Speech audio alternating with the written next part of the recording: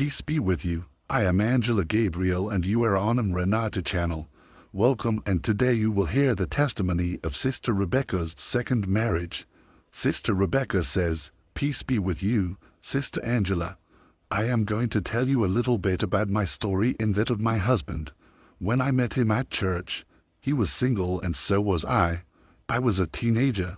I was about 14 years old and he was about 24. We were in the same church. I fell in love with him right away. One day he was talking to a sister from the worship group. I saw him and stopped in the middle of the road to look and began to observe him. I said to myself, wow, this guy could marry me. He didn't know that I liked him. It was a love that only I knew. At that moment, I thought it was as if he would want me. I was ugly, clumsy, and had frizzy hair, without any beauty, skinny, thin legs. I was the ugly duckling, and then time passed. I had to change congregations and neighborhoods. I went to spend some time at my aunt's house in the big city. I spent 3 years studying and working. I dated a guy and we almost got married, but it ended. During the 3 years I was away, the guy I was in love with got married and he was forced to marry her. At that time, you couldn't date for so long. You had to get married. I soon found out about this and I was overcome by sadness. I couldn't believe it. After a year, he had a daughter. That's when my life really fell apart. I thought, that's it. I'll never see him again.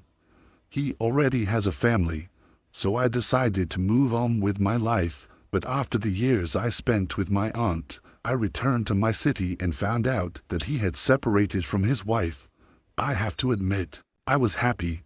When I met him, I was so sad that I couldn't believe it. I was here for 6 months, and we met without wanting to. One detail I forgot to mention is that when I was away for those 3 years, I strayed from the Lord's path. So when I returned to my life in the city, I returned far from the Lord's path. When I met him again, we started talking. He had access to my family's house. He could go there whenever he wanted. He said, "Come back to church." He said, "If Jesus comes back and you're far away, you'll stay." I was scared to death and I went back and started to praise and do the work until he realized that he was in love with me and that he didn't want to lose me. Until that moment, we had never talked about his life because he got married, because he separated and stuff like that. A few months later, he asked me to go out with him. He wrote a letter and gave it to me. I agreed to go out with him. That's when he told me why he had separated. He said that the marriage had lasted 2 years and that it was enough time to end his life. Anyway, I'll summarize. It's a lot of things. He married a woman who said she was a Christian but who had already been married and had children from another relationship. So he fell into a trap and married her in a hurry. He didn't know anything. He was innocent in this area, and he ended up getting married. When he moved into her house, he had a good life. He had lots of clothes, things, shoes, the stereo. At the time, not just anyone had it, and that was the best thing he had. As the months went by, the woman revealed herself to be a pest, and that's because she said she was a believer but didn't play the role of a good wife. She spent everything she had, didn't cook food, didn't take care of his things. She wasted food. She let him pray for people in church. She got into debt and more debt for him to pay. She was a devouring woman who consumed everything he had. Because of all this, he had no life and no peace. Until he decided to make this decision, and they ended up separating. Within 2 years he left without finishing anything, and there were more things, but it's not worth telling. The funny thing is that everyone at home knew about his story and no one told me, but it's okay. At least he told me we started dating seriously to get married. Oh, and I forgot one detail. When I came back from the big city, I came back changed. My body had already taken shape. It was very different from before. When he met me again, he couldn't believe it was me. After almost 2 years of dating, he asked me to marry him and we started working to buy our furniture and go after our things. But there was a catch. He had already been married and before the church. It seems like you're the abomination of the earth. It seems like you've already been condemned and are already going to hell, etc. When we got engaged, we tested God to see if he approved of our marriage. My husband made his vow and go down at him and said, "Son, I will give you a new chance to rebuild your life." My vow to God was, I would make 3 requests to the Lord, and if they were granted to me the way I wanted, I would get married. My requests were the following: a service it's good that I earn well, that is, a good job to support myself and be able to help my husband, because I asked my fiancé to talk to my brother again because my brother didn't approve of our marriage, but thank God they are now one and the same. As for the 3rd request, I would not buy or rent my wedding dress, it would be lent. This request took a while to be granted. The Lord granted the first one. The Lord granted the second one, but there was still a month to go before the wedding and the 3rd request still hadn't been granted. One day at my work, I told the girl who worked with me that I was going to get married and that there was only a month left. She didn't believe it and congratulated me. I told her, "Well, I'm going to get married and I don't even have a wedding dress yet. But I don't want to buy or rent one either. I want a dress that can be borrowed."